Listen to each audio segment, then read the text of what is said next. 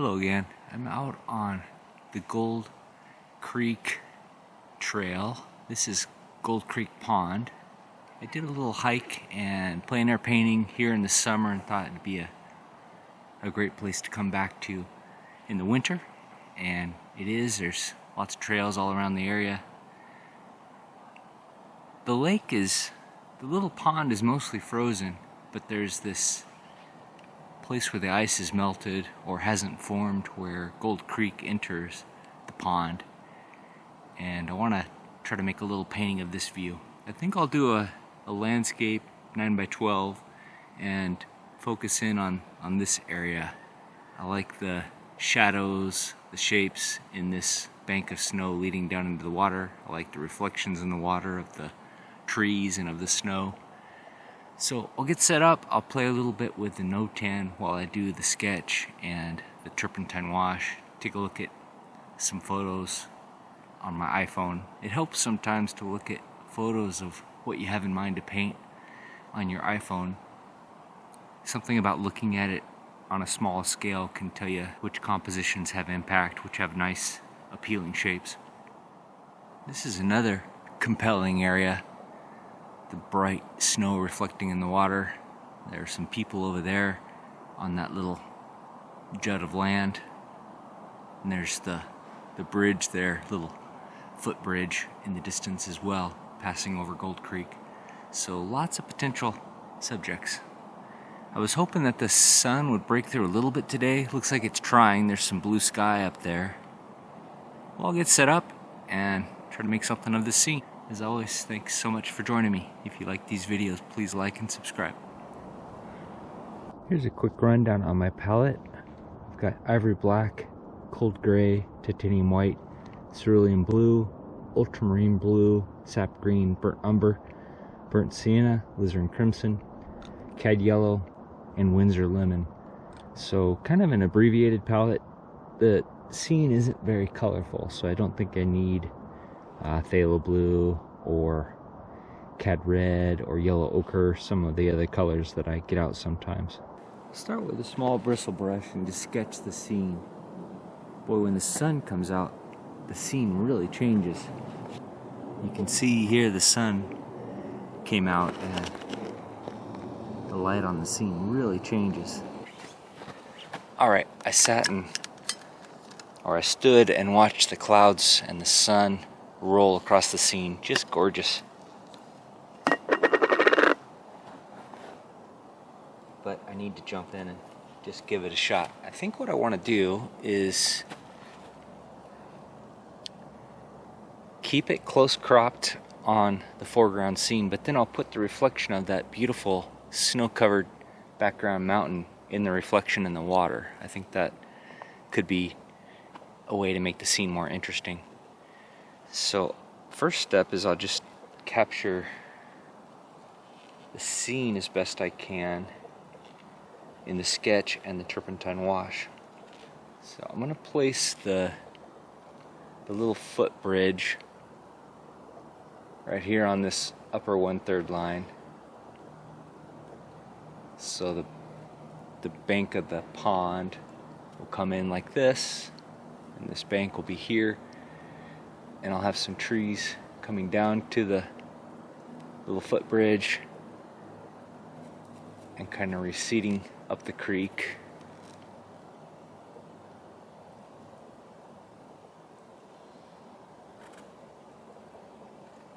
This isn't going to be exactly like what I'm seeing here. I'm going to try to simplify it a bit, make the shapes more interesting. So the bank of the pond will curve back around here, pretty much flat, and then this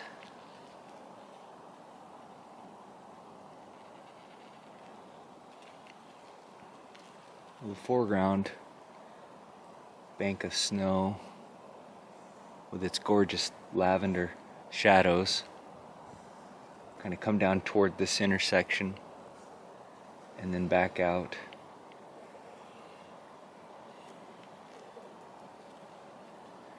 And then there's a closer bank as well. I keep wanting to turn the camera to show you the scene as the clouds and sun roll through. It's just gorgeous. I may throw, to make the shape of the water a little more interesting, I may throw this little snowbank in as well. I don't know, I'll play with that because I want to capture the reflection of the mountain.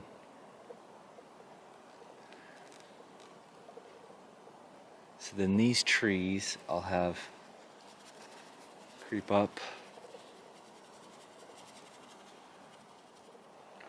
Throw just a little bit of cad yellow in there to suggest the warmth of the trees as the sun hits them.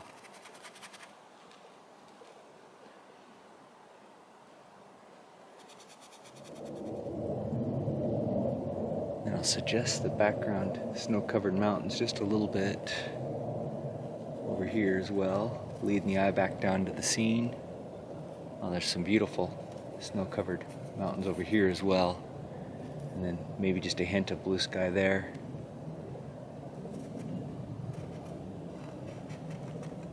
I'll take this old beaten up bristle brush now and do a quick turpentine wash. I'm going to use cerulean blue for the sky.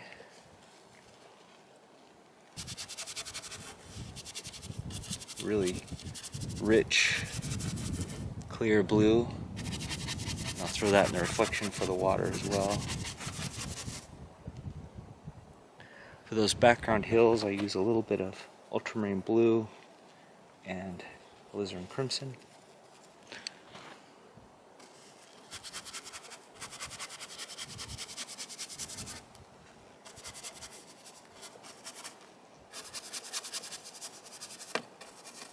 And that'll work for the clouds as well if I want to cover up those mountains in a bit of cloud.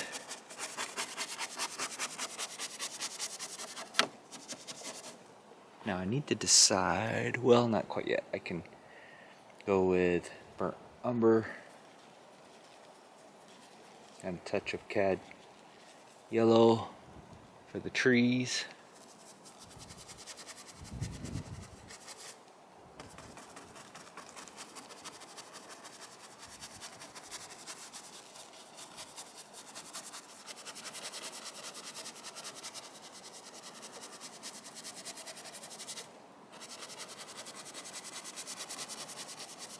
Now I need to decide if I want these banks of snow. Which banks of snow do I want in sun or in shadow?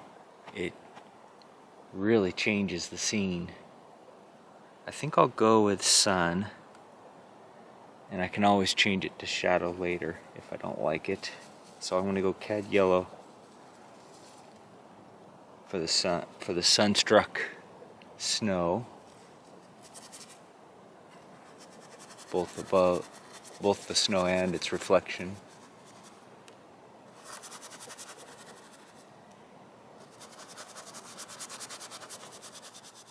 Maybe I'll throw a little bit of this alizarin crimson ultramarine blue mix in for this foreground bank of snow.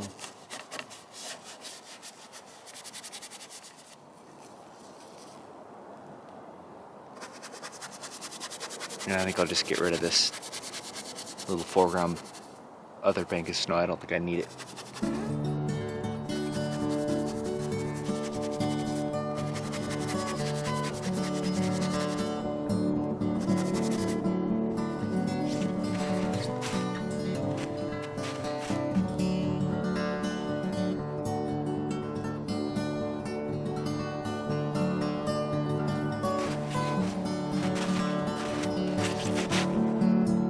Alright, there's the turpentine wash in.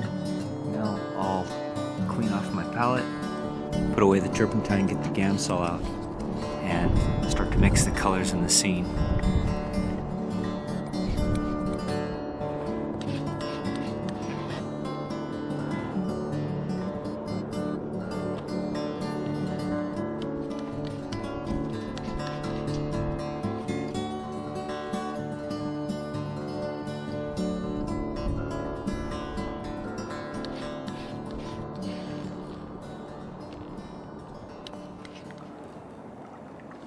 I think that's a little river otter right there. Pretty little thing.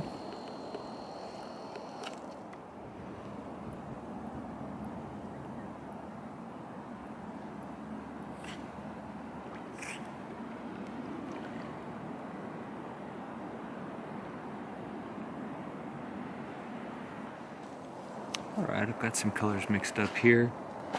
I've got a light yellow-gray for the sun on the clouds, and then the blue of the sky, and then the shadow under the cloud. I can use these colors throughout the scene as well on the snow. Snow is showing a lot of those same colors as well as the reflection in the water.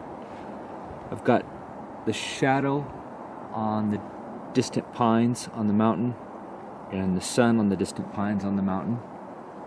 Then I've got the shadow of the pines in the foreground, kind of a warm brown green, and then the sun on the pines in the foreground, a more yellow and a more orange.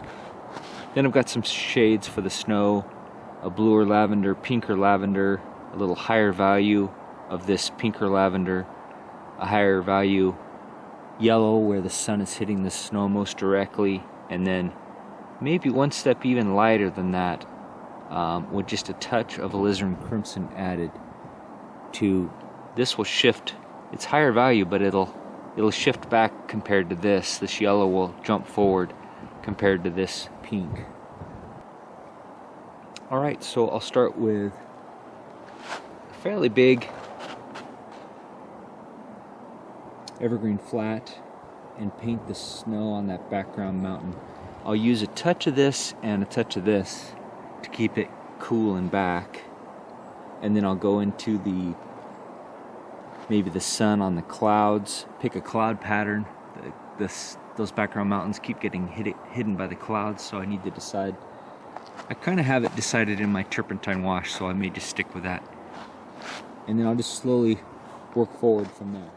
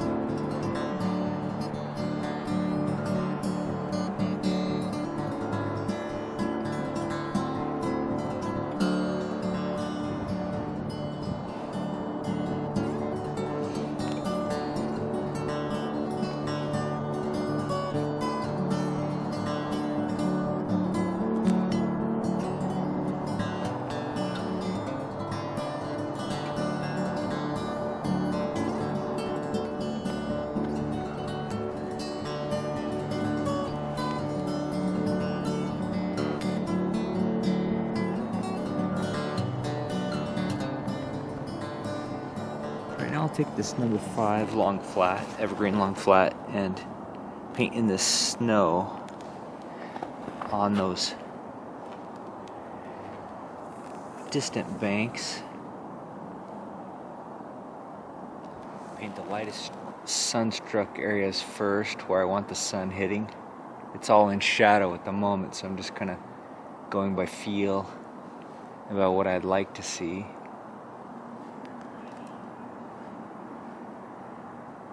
I'll make this side of the bridge sunstruck and this side in shadow.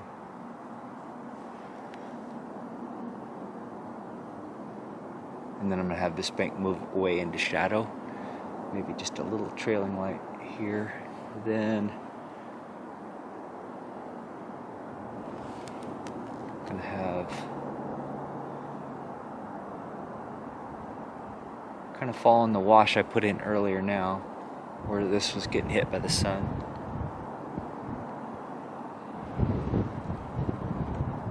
And then I'll go with this warmer snow. Maybe a touch too yellow. I'll have to check it in some better light when I get back to the studio.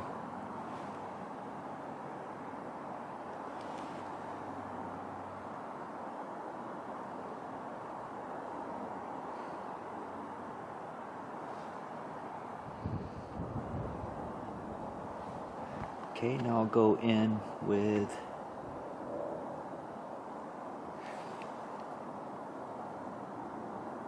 different shades of lavender for the shadows in the snow.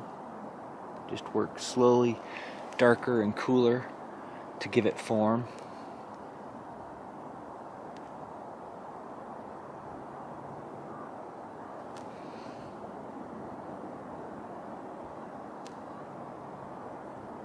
This cold weather is killing my batteries, so I may not get all of this filmed.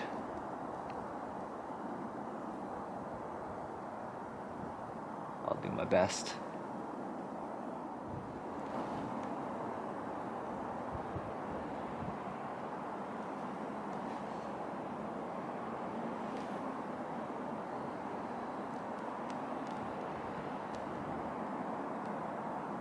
I'll take the same brush and paint the pine trees, the middle ground pine trees.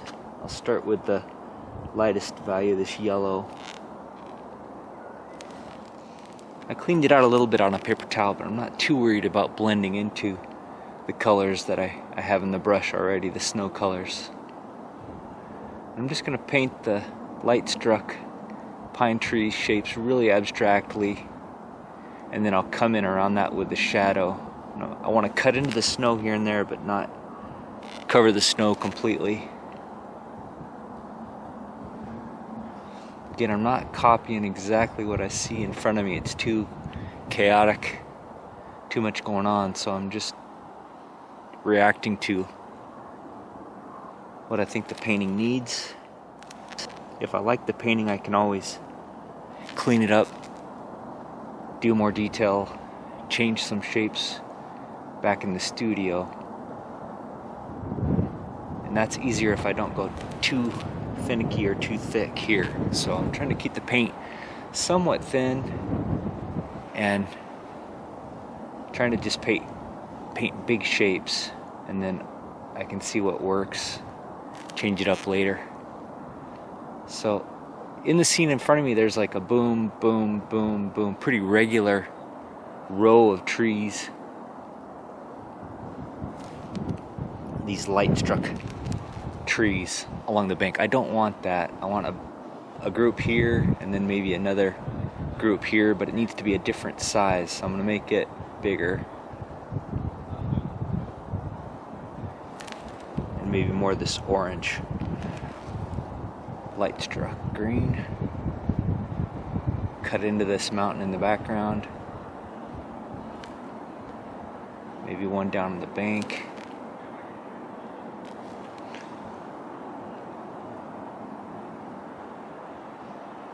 That, and then one more over here, one more, and one more orange green.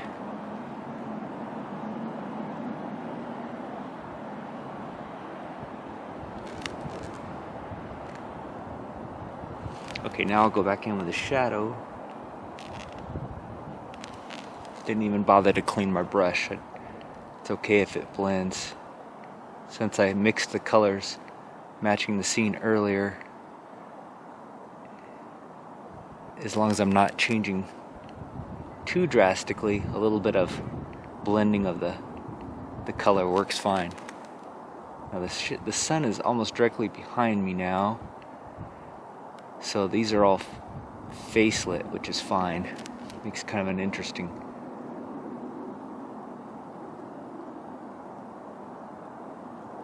scene. Again, I don't want there to be any real regular pattern, and I'm just trying to capture the gesture of the tree with as little brushwork as I can. So what I'm seeing when I look at the tree is I'm seeing cone shapes, wider at the bottom, thinner at the top, and then irregular broken edges. So with light touch and changing the angle of the brush, I'm trying to capture that with as few strokes as I can.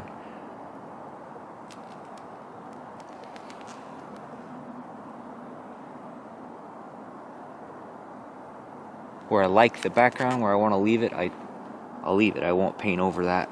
Where the background didn't work so well, I can try to cut into that with the foreground.